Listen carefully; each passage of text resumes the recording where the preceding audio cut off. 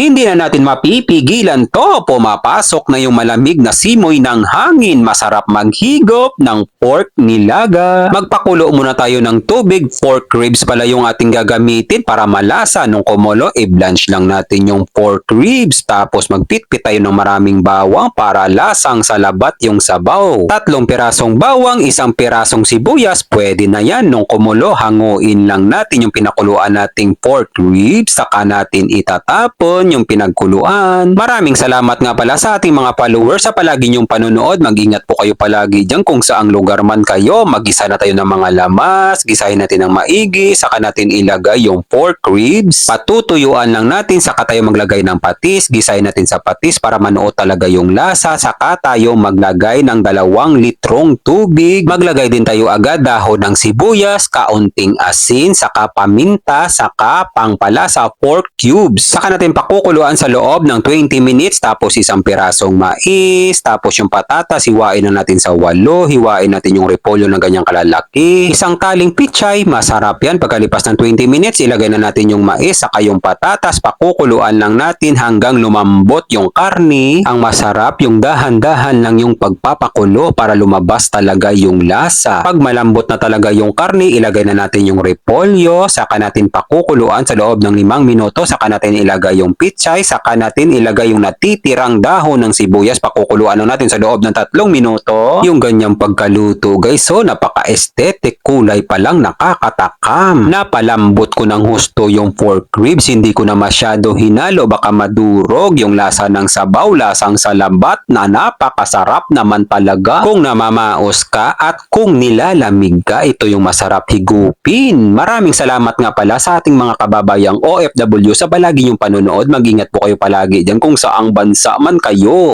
God, maraming salamat po sa biyaya na binibigay mo sa araw-araw. I-bless nyo po yung food na magiging silbing lakas sa katawan namin. Amen. Kain tayo guys. Kain Pinas. May sausawan din tayo guys. Patis. Mais. Ito yung paborito ko guys. So, pichay.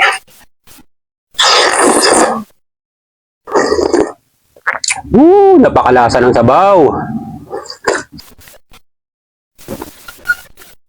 Patatas, lagyan natin ng patis. Kalamansi.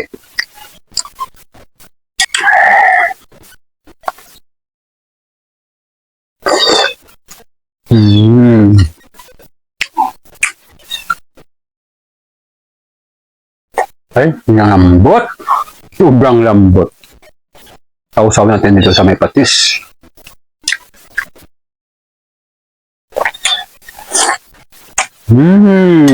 Ang sarap talaga.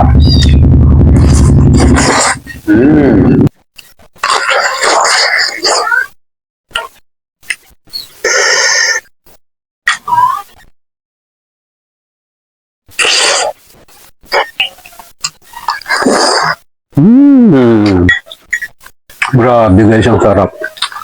Guys, medyo mahaba na ang video. Kung umabot ka hanggang dulo, maraming salamat sa panonood ha.